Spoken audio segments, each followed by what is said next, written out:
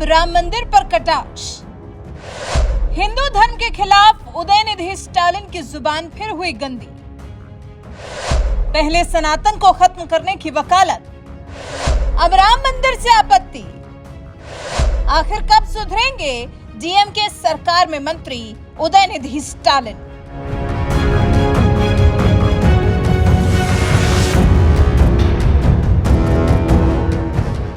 Udhayanidhi Stalin DMK सरकार में मंत्री हैं। तमिलनाडु का उप मुख्यमंत्री बनाने की बात चल रही थी, लेकिन क्योंकि पार्टी की तरफ से कोई औपचारिक घोषणा नहीं की गई थी तो उन्हें वो पदवी नहीं दी गई। इसके अलावा भी उदयनिधि स्टालिन की एक और पहचान है, सनातन विरोधी की पहचान। सनातन विरोधी है उदयनिधि स्टालिन।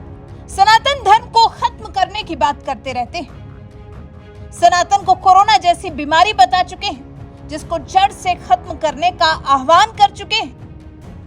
शायद उदयनिधि इसकी महत्ता को जानते नहीं, इसलिए सनातन के खिलाफ इतना जहर उगलते हैं। लेकिन अब तो बात अयोध्या में बन रहे भव्य राम मंदिर पर आ गई है। उदयनिधि स्टालिन की तो सनातन धर्म के बाद अब भव्य राम मंदिर पर ही जुबान गंदी हो चली है। तमिलनाडु के मुख्यमंत्री एमके स्टालिन के बेटे उदयनिधि ने अब अयोध्या में निर्मित भगवान राम के भव्य मंदिर पर सवाल उठा दिए हैं। कह रहे हैं मस्जिद को तोड़कर मंदिर बनाना स्वीकार्य नहीं है। तमिलनाडु सरकार में मंत्री उदयनिधि स्टालिन ने चेन्नई में पत्रकारों से बातचीत की और इसी दौरान राम मंदिर पर उन्होंने कहा, डीएमके किसी भी धर्म के खिलाफ नहीं है, लेकिन मस्जिद को गिराकर मंदिर का निर्माण करना स्वीकार नहीं है। अध्यात्मवाद और राजनीति को मिलाना सही नहीं है। इसी दौरान जब राज्य के विपक्षी दल एआईएडीएमके के प्राण प्रतिष्ठा कार्यक्रम में जाने को लेकर उदयनिधि से सवाल किया गया तो उनका जवाब था, ये उनका निजी मामला है, वो पहले भी कार सेवकों को अयोध्या भेज चुके हैं। लेकिन सनातनियों से, राम भक्तों से उदयनिधि की ये भाषा कहां बर्दाश्त होनी है? तो फिर एक बार सोशल मीडिया पर उदयनिधि को जमकर लताड़ लगाई जा रही है। मोहन पाठक सनातनी नाम के यूजर ने लिखा, कहीं भी मस्जिद गिराकर मंदिर नहीं बना है आज तक। मंदिर गिराकर मंदिर बना है या तो मंदिर गिराकर मस्जिद बना है। प्रवीण कुमार नाम के यूजर ने लिखा, आप इतना जो रोजाना बहुत सारी मस्जिद बना रहे हैं उसको रोक तो सकते हैं ना, कहीं भी मिट्टी का टीला दिखा उसको मस्जिद बना रहे हो। संदीप वर्मा नाम के यूजर ने लिखा, इनको अगर हिम्मत है तो मुस्लिम धर्म पे कुछ बोलकर दिखाएं। त्रिलोक नाम के यूजर ने लिखा, इनको मंदिर पर मस्जिद स्वीकार नहीं है।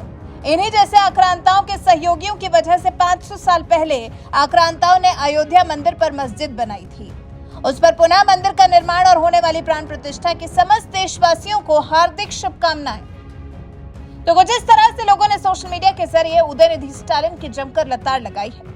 उदयनिधि स्टालिन को समझना होगा कि अब सनातन धर्म पर वार करना इतना भी आसान नहीं है। इस अपराध पर क्या हाल होता है वो तो उदयनिधि ने सनातन को खत्म करने की बात करने के बाद देखा ही है।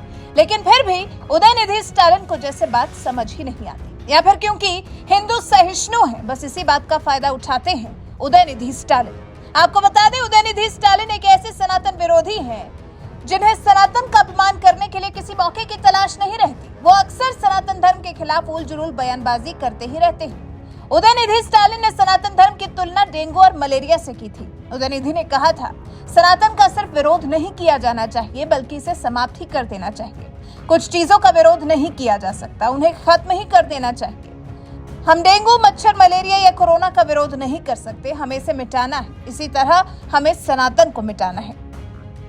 हालांकि बीजेपी ने उदयनिधि के इस वक्तव्य पर उनको जमकर लताड़ लगाई थी। उदयनिधि की गंदी जुबान की खूब आलोचना हुई थी।